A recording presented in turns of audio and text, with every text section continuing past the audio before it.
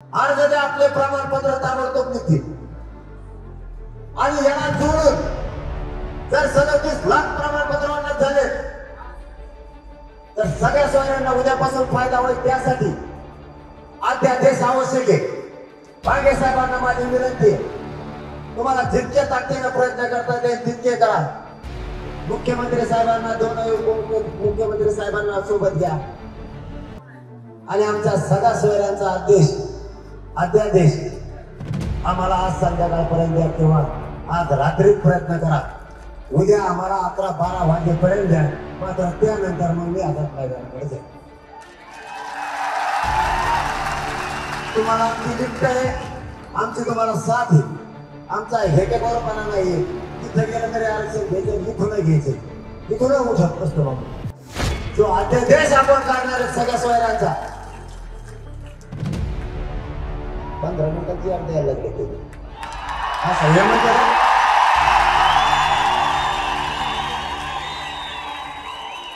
आता हे मध्ये मी नाही, मग ते जर अध्यादेश आपल्याला 15 मिनिटात देत असले तरी आम्ही आझाद मैदानाला जाणार होतो। दिलं तरी आझाद मैदानाला जाणार, नाही दिलं तरी जाणार। दिलं तर गोळाभाऊ घालायला जाणार, नाही दिलं तर त्या शपथ पत्रावरती त्याला लगेच दिलं। तुम्ही नंतर त्याची गृह चौकशी करा। तो जर खोटा पाहुणा असला येऊ नका, पटत की नाही तुम्हाला, खऱ्याला खरं खोट्याला खोटं। पण शपथ पत्र घेताना ते 100 रुपयाच्या बॉन्डवर जर तुम्ही घेतलं, आमचे पैसे घ्यायचे त्याच्यात कमाईच का? ते पण मोफत करा, आपण त्यांना सांगितलं बरोबर का?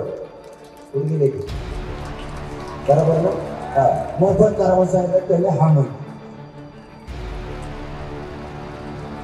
कारण 100 रुपये 5 कोटी रुपये तर गेले ना मराठी पैसे बरोबर। अंतरवालीसह महाराष्ट्रातले सगळे गुन्हे मागे घेतले।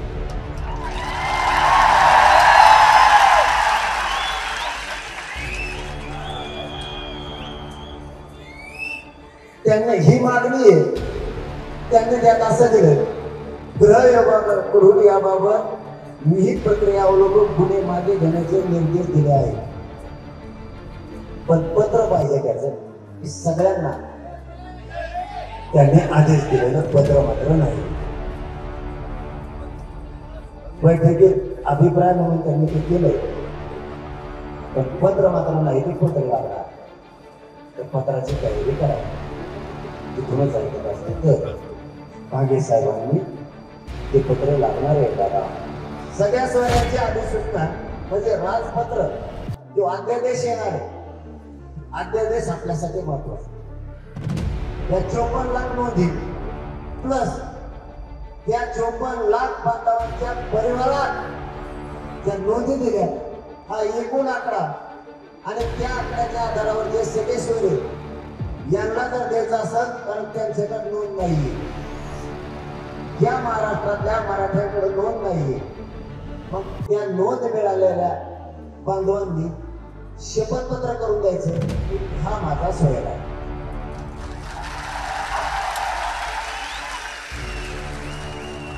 आणि त्या आधारावरती त्याला प्रमाणपत्र द्यायचं। मान्य सुप्रीम कोर्टाचे आरक्षण आणि निवृत्ती पिटिशन दाखल केलेले, ते आरक्षण मिळेपर्यंत आणि सगळ्या सोयऱ्यांच्या माध्यमातून जर एखादा मराठा विसरून राहिला, जुळलं नाही, तर त्यासाठी आपण त्यांना अशी मागणी केली, 100% आरक्षण ते मिळेपर्यंत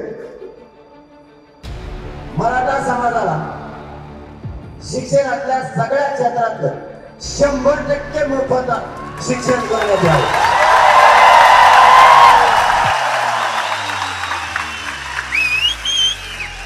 हे आरक्षण मिळेपर्यंत सिक्युरिटी पिटिशनच्या माध्यमातून मिळणारं आरक्षण आणि ते मिळेपर्यंत आणि सगळ्या सोयऱ्याच्या माध्यमातून जर एखादा माझा मराठा भाऊ हुकला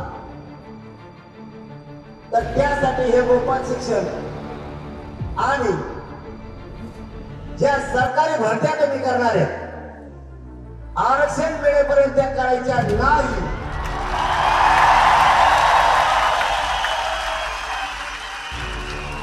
नाही तर आणि जर तुम्हाला त्या भरत्या शासकीय करायच्या असल्या तर आमच्या जागा राखीव ठेवून करायच्या.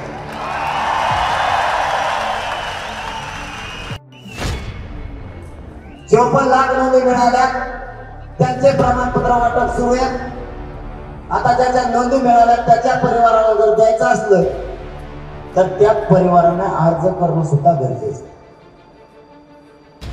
उदाहरणार्थ तुमच्याकडे एखाद्याची नोंद मिळाली, तुम्हाला प्रमाणपत्र मिळालं, तुमच्या परिवारानं अर्ज करणं सुद्धा गरजेचं. ती सुद्धा आपली जबाबदारी आपल्याला सावध करावं लागणार.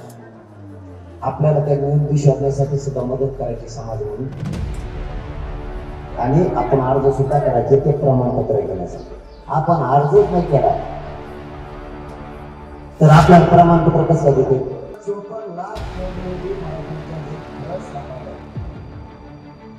मराठा ओबीसी आरक्षणात असलेल्या, तर ते प्रमाणपत्र